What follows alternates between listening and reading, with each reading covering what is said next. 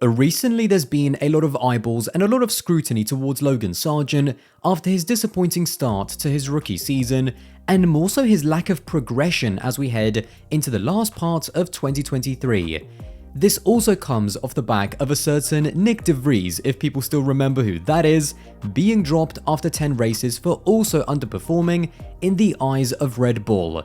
I have noticed a lot of fans online, and certainly in the comments of the video that I did about Logan a few weeks ago, talking about how rookies are being judged far too harsh and how they aren't being given time to develop, make mistakes, and improve instead of being compared to better and more experienced drivers. Now, all of these things that I've read, I don't necessarily disagree with, but I do think that rookies, especially over the last couple of years, have been put to a higher standard off the back of what has been achieved by drivers before them. In my opinion, Max Verstappen, Charles Leclerc, George Russell, and Lando Norris have all changed the level that most teams now expect from their rookies.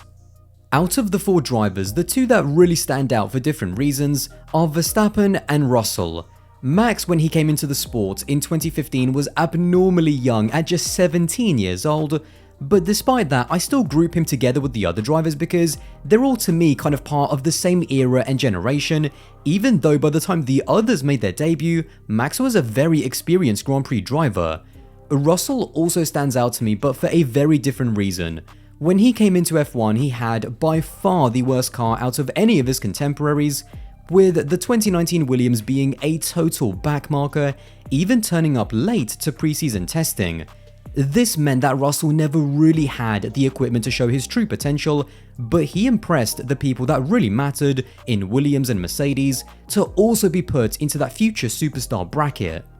When I look back at the way these drivers hit the ground running and how quickly they became integral to the future of their respective teams, that is what really stands out, and it's just stunning looking back at how good they were right out of the box. Russell again is the outlier because it took him a little bit longer to get into Mercedes, but his one substitute appearance in his second season in Sakhir in 2020 showed the team everything they needed to know about his potential and also the caliber of driver that he was even then. As for the other 3, within 2 years of making their debuts, Max and Charles were already race-winning drivers with Red Bull and Ferrari, and after Carlos Sainz announced that he would leave McLaren in 2020, Lando also quickly became the driver McLaren would build around for the future.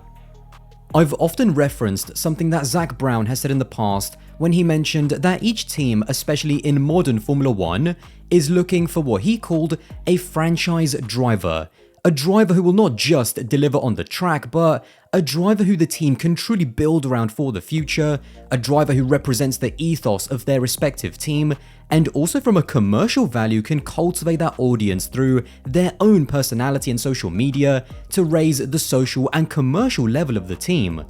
Of course, all of that starts with what they do on the track, and each of these drivers within just a few years of making their debut outperformed older, more experienced teammates, which forced them out of the team or just naturally stepped into the team leader role through pure performance.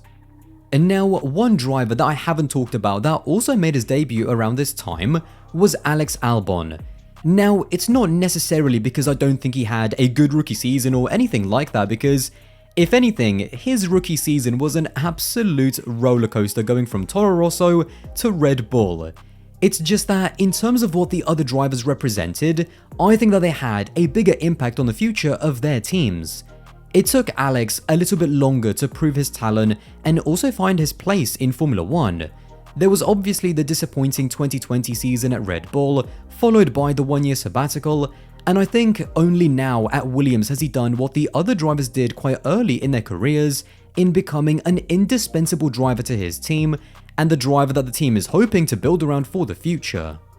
I think what's also worth mentioning is how the junior careers of these drivers have also raised the expectations for not just rookies, but the young drivers in the lower formula. Apart from Max, who spent just 1 single year in single-seaters before graduating to Formula 1, the rise of Leclerc, Russell and Norris was also remarkable. Leclerc and Russell in particular had meteoric rises as both won consecutive titles in Formula 3 and Formula 2 in back-to-back years before graduating to F1. Even Lando was a serial winner coming through the junior ranks, winning the European Formula 3 title in 2017, before coming second in his rookie season only behind George Russell in the 2018 F2 Championship.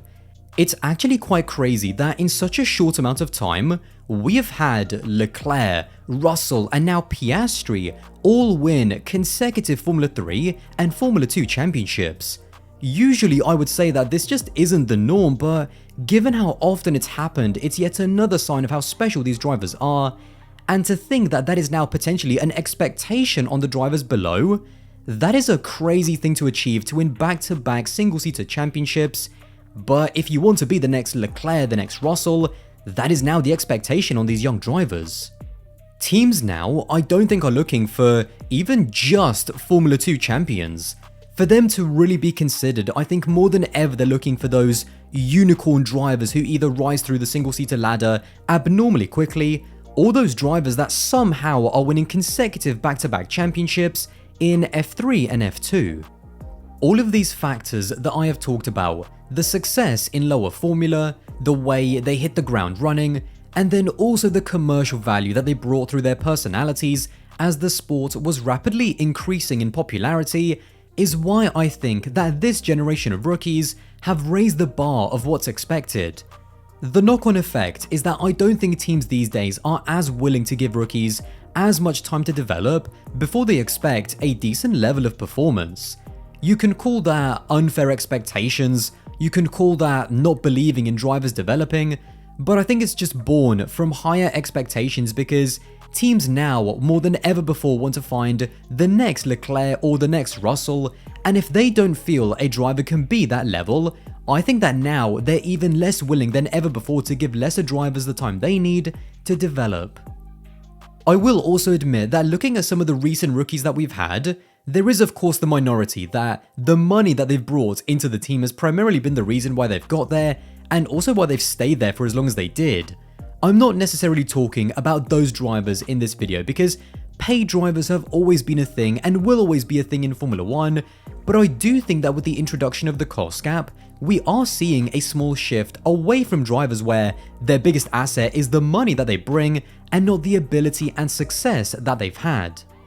The last 2 years, I think Mick Schumacher and now Logan Sargeant have perhaps been the biggest victims of these higher standards. Last year, when Hülkenberg was announced as Mick's replacement, there was a lot of people that criticized that decision. Haas were pretty clear that the reasoning for their swap was because they wanted to bring more experience into the team, and I think it's fair to say that their decision to drop a developing second-year driver has been more than justified. With Sargeant now, a lot of people have been critical of why he's not being given more time, more support, and why people are so quickly already starting to talk about him potentially being replaced. Again, even though he is showing progress, he doesn't look like a Leclerc, Russell, or Piastri level driver, and whether you think that comparison is fair or not, in the eyes of the teams, that is the caliber of drivers that they want. On the flip side, however, it doesn't mean that drivers can't develop into high-quality drivers. Yuki Tsunoda is by far the best recent example because Yuki's rookie season in 2021, let's be honest, was a total disaster. He was dominated by Gasly in every single way. He was also a little bit crash prone, and just mentally and physically he wasn't ready for Formula 1. He was massively fortunate to be kept on, and the only reason I think he was because Red Bull didn't really have any other alternatives. Since then, he's developed into a really solid midfield driver and actually has been unlucky that the AlphaTauri has been so uncompetitive in 2023. But even then, I still don't get the sense that Red Bull see him as a future driver alongside Max at the top team. I think Yuki was lucky to be given another season because of the specific circumstances that he found himself in. Had he driven for a Haas, an Alfa Romeo, or even a Williams, I don't think that we would have seen him beyond 2021.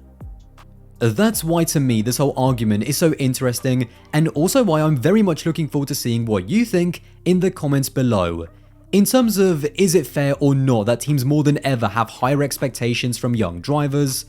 ultimately it's not actually the team's job to give drivers a chance and then to persist with them if they need results in the here and now. People might say that it's unfair to hold every single young driver to that standard that was set by the previous era of rookies, but this is Formula 1. This is the highest level of motorsport, and for every single team on the grid that has any ambitions of winning races and championships, if you want to beat Max and Red Bull, you don't just need the car, you need to find your own next Max Verstappen. Well, there you have it. If you did enjoy this video, then don't forget to subscribe to the channel. That would be massively appreciated, and I'll see you in the next one.